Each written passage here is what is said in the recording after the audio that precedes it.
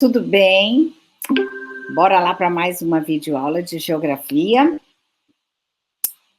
Essa videoaula é de quarta-feira, né, onde nós vamos ter encontros presenciais. Eu estou mega, hiper feliz por saber que eu vou estar com vocês e quero ver o rostinho de cada um de vocês. E prepare-se, passa aí um brush, um pó de arroz na cara, um batonzinho, meninas, ajeita aí a sobrancelha e vamos, eu quero ver o rostinho de cada um de vocês, tá?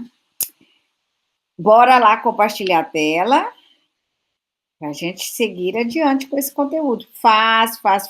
Como eu já disse antes, quero todo mundo tirando 10, né? 10. Já estou preparando, malhando para pagar minhas flexões de buenas.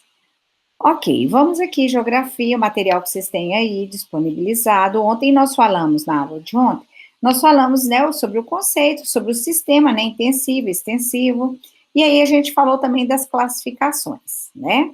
Agora, eu vou falar do regime. Lembra que eu falei que, por exemplo, quando a gente tratou aqui, ó, dos fatores de produção, um é a terra, não necessariamente eu preciso ser dono da terra, mas eu preciso ter a terra para produzir. Mas eu posso ter ela de diversas formas. Vamos lá, esse é o sistema, é o regime de produção. Eu posso ter diferentes formas, né, que nós chamamos de regime, para eu produzir. Vamos lá. Primeiro, parceria. Depois a gente vai falar de arrendamento, regime de posse, né? Aí tem a figura do grileiro e tem também o meio. Aqui. O que é parceria? Parceria, o nome já fala, né? Essa parceria, ela pode ser estabelecida entre cooperativas, né? Normalmente, entre cooperativas se faz essa parceria. Pode ser entre um órgão público e um produtor, né? Pequeno produtor. Por exemplo, a prefeitura vai fazer uma parceria com os assentados e vamos ver também a diferença entre entre assentados e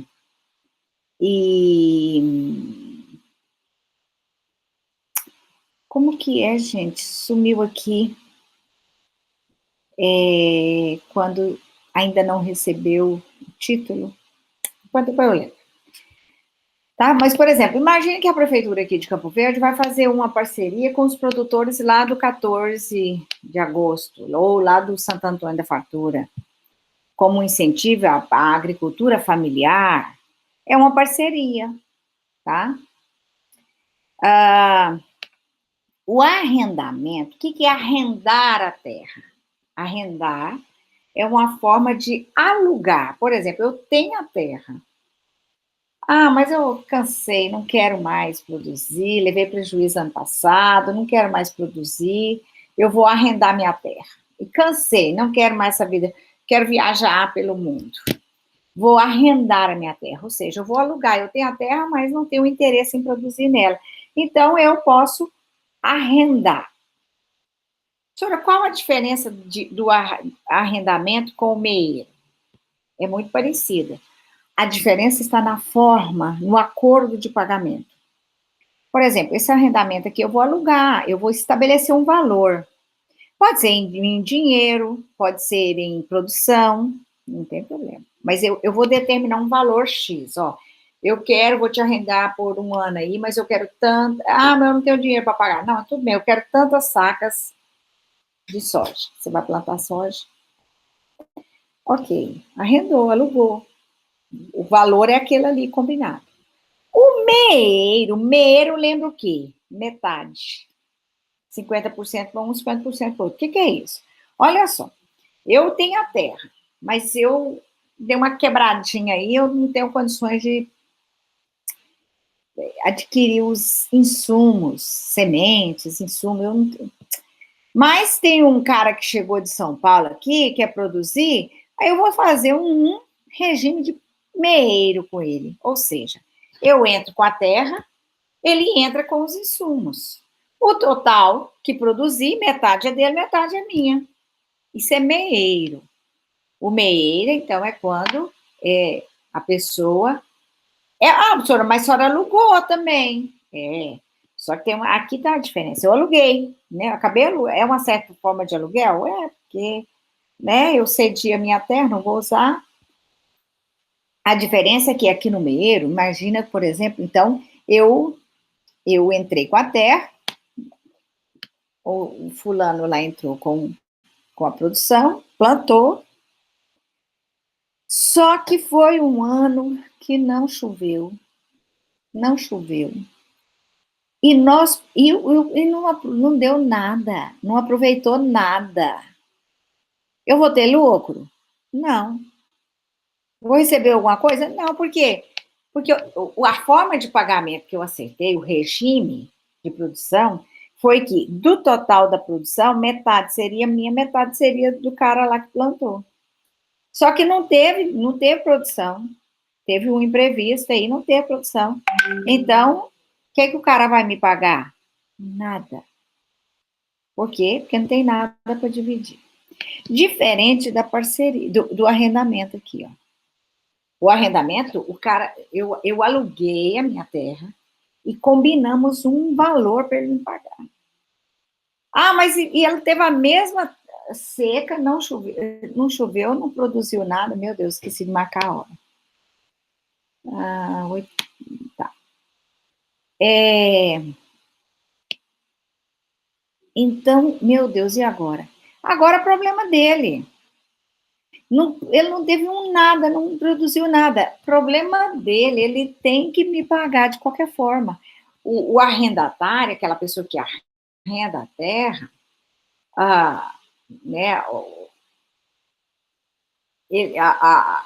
independente se a pessoa que produziu vai ter lucro ou não, o dono da terra vai receber. Tem que receber o combinado. Então, entra no acordo, mas o certo é isso. Ok? Então, deu para perceber a diferença? O arrendamento, ele combina o valor e tem que pagar. O meeiro, eles vão dividir ali a produção. Eles vão dividir. Se teve lucro, vão dividir lucro. Se teve prejuízo, dividem prejuízo. Okay? Esses são os regimes. Agora a gente vai falar sobre as principais características da agricultura no Brasil.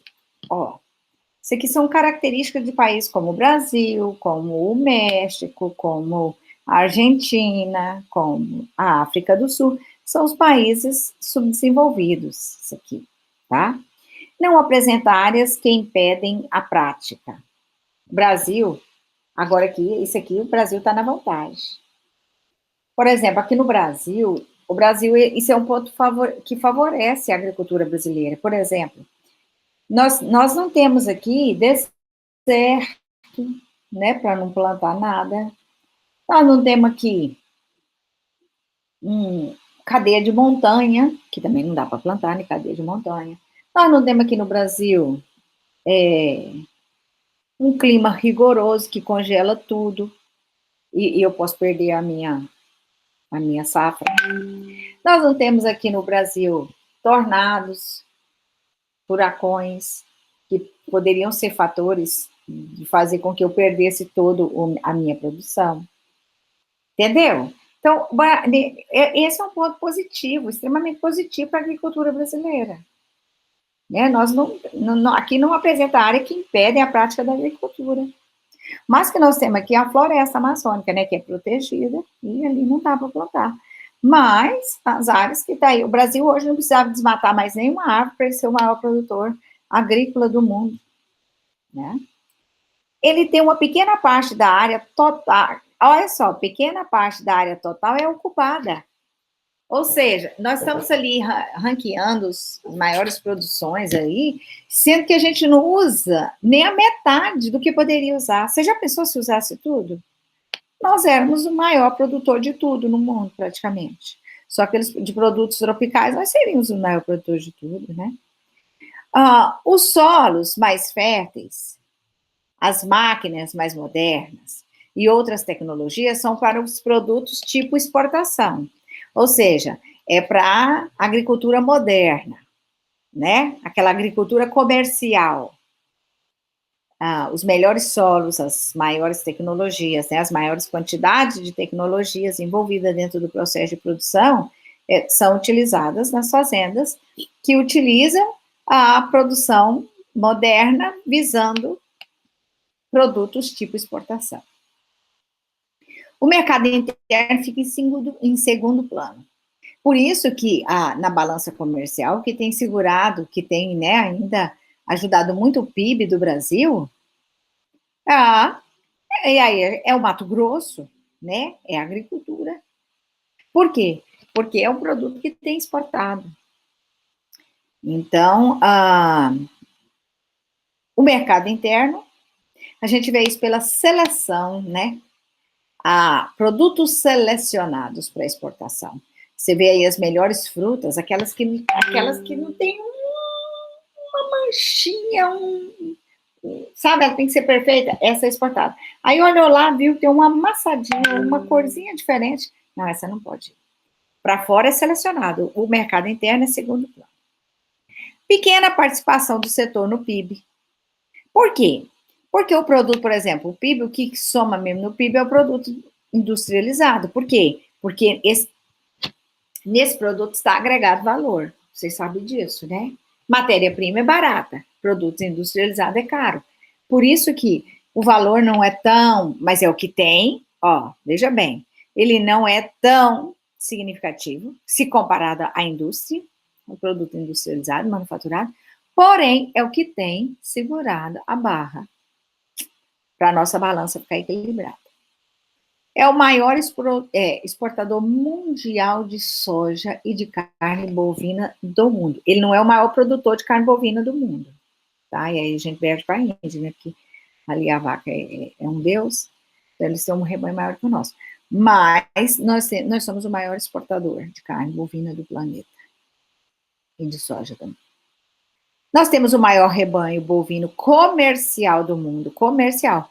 O senhor só não falou que o maior rebanho é o da Índia? Sim, mas lá não é comercial, lá a vaca é Deus, né? Então, não é comercial. É santo. Aumentam as exportações de álcool combustível, ou seja, isso aqui é um perigo. Por quê? Porque se está exportando muito álcool, significa que está produzindo muito. Para produzir, precisa de terra. Se toda a área for utilizada para produzir esse tipo de produção, o que vai acontecer com o preço da comida? Do arroz, do feijão, da mandioca, do milho. Entendeu? Se a área, esse é um ponto negativo das fontes de energias alternativas, né? Por exemplo, o biocombustível, lembra que a gente estudou isso? É usar uma determinada área para produzir esse tipo de produto, que não visa a alimentação do povo. Então, isso é um ponto negativo, ok? Deixa eu ver aqui, tem. Vamos mais. Tá, parei aqui. O aumento constante da produtividade. O Brasil está investindo cada vez mais em pesquisa. Nós temos aqui a Embrapa, embora a Embrapa está capengando, né? Mas nós temos aí, que é uma agência de pesquisa na área da agricultura. E o Brasil, ele tem aumentado muito o uso da modernização tecnológica para fins de produção agrícola. Vou achar isso aqui. O agronegócio favorece o crescimento das cidades interioranas, por exemplo, Mato Grosso. Né? O Mato Grosso, quando foi dividido em 79, nós tínhamos 38 municípios só. Por que hoje a gente tem 141 municípios? Por conta do agronegócio. Campo Verde, né, emancipado em 88, Lucas do Rio Verde, na mesma época, no mesmo dia, punhado de cidade no mesmo dia aí, aqui emancipava de monte, assim, no mesmo dia.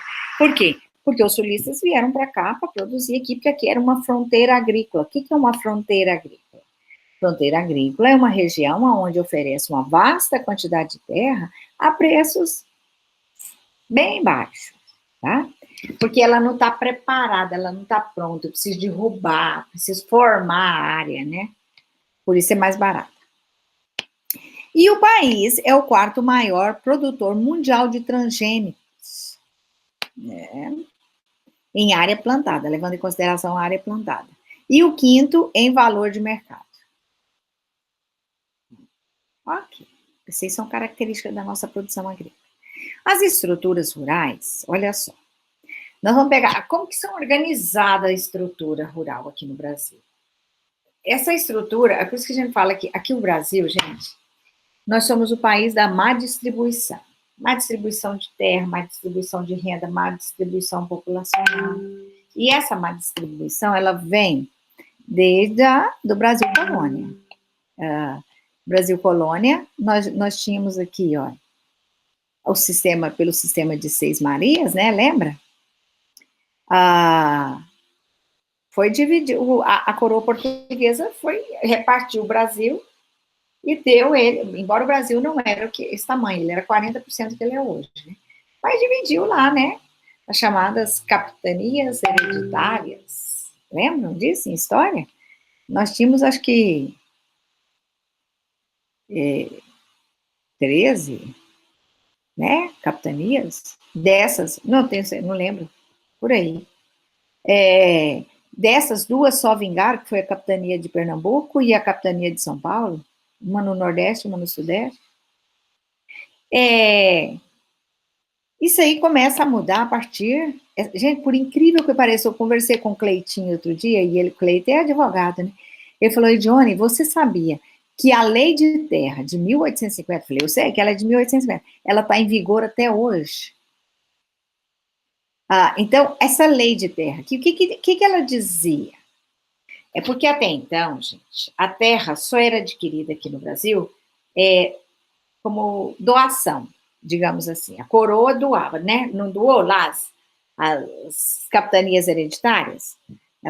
As terras eram da coroa, né? E a coroa, ela dava as terras a quem quisesse, quem era de interesse deles. A partir de 1850, quando é criada a lei de terra, agora muda. Então, agora eu posso adquirir a terra não só ganhando, mas agora eu vou adquirir a terra comprando, né? Através de leilões. Tá, mas quem tinha dinheiro para comprar a terra? Os ricos, né? Os ricos tinham dinheiro, o pobre não tinha dinheiro para comprar a terra. Então, aqui começa.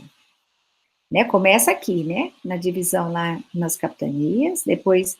Não, vamos mudar isso, não é justo. Mudou, também continuou injusto. Aí, durante o governo militar, olha só, em 64, foi estabelecido o Estatuto da Terra. O que dizia esse Estatuto da Terra? Era o estatuto que ia prever a reforma agrária. Professora, a senhora está dizendo que foi o governo militar que propôs reforma agrária? Sim. Foi, né, em 1964, durante o governo militar, é criado o Estatuto da Terra, onde estabeleceu a dimensão do que nós chamamos de módulo rural. O que era um módulo rural? Era uma forma de mensurar, de medir o tamanho da terra. E o que é um módulo rural? O módulo rural, ele não tem um módulo fiscal também, né, chamado assim. Ele não tem o tamanho certo, não tem o conceito de módulo rural está ligado a um pedaço de terra, onde uma família com no mínimo 4 pessoas consegue sobreviver naquela terra. Isso é módulo rural. Por exemplo, ele vai variar de tamanho. Eu dou uma terra lá no sul, uma terra roxa, porque aqui no Brasil, vocês sabem, né, nós não temos solos bons. O solo do Brasil, a maioria não é bom, ele é um solo lixiviado, arenoso. Tem que fazer correção de solo, tem que fazer correção.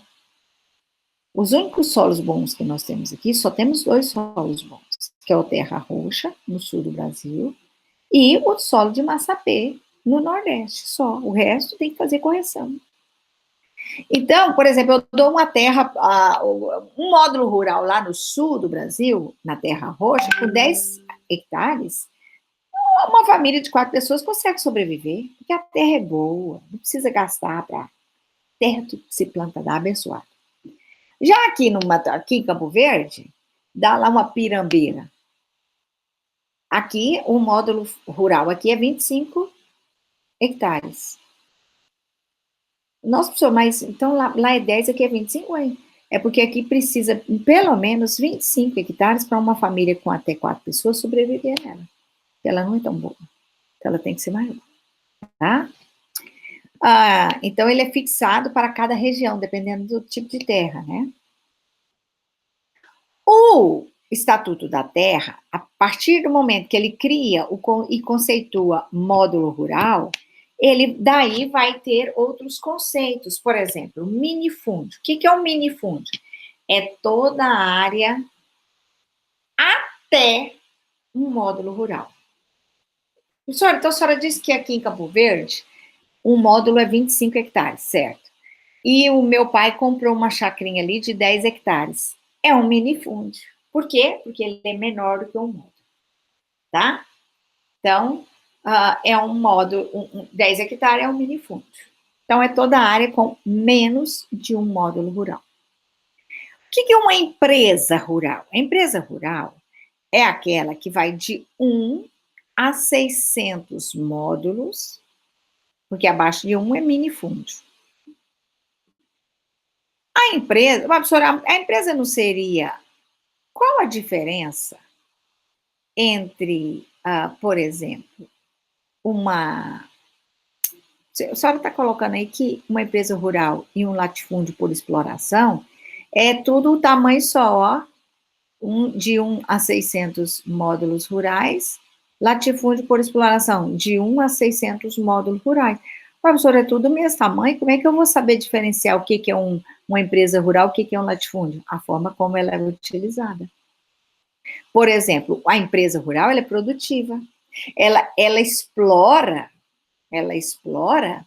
mais da metade da área, ou às vezes quase toda, né? Quando ela é uma empresa, ela explora quase toda a área, com exceção das reservas.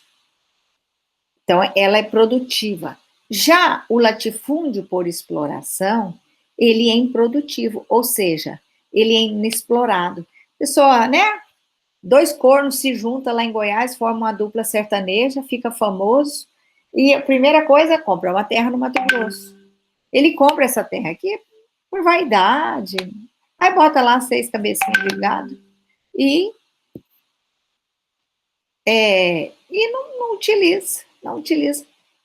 Então, esse é um latifúndio por exploração, não está sendo utilizado. Essa terra, essa é para a reforma agrária.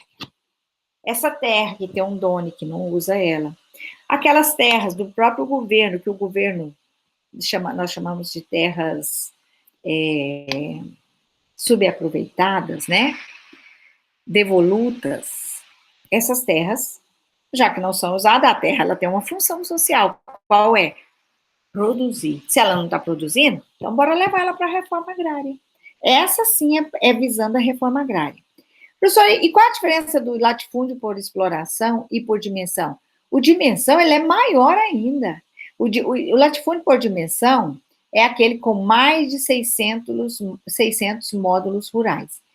Independente se ele é explorado ou não, se tem 600, mais de 600 hectares, módulos rurais, ele é um latifúndio por dimensão. Ele é grande demais, é uma terra grande demais.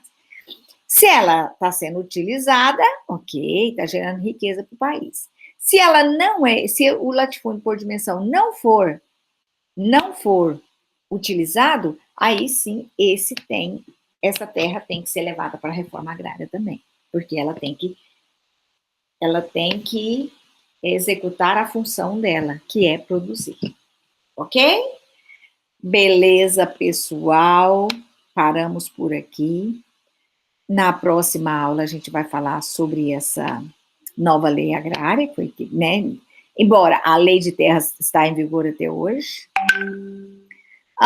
E nós vamos falar que essa de 93 aqui, ela muda o Estatuto da Terra, aqui, ó, aquele Estatuto da Terra criado lá em 64, ela muda alguma coisinha, tá?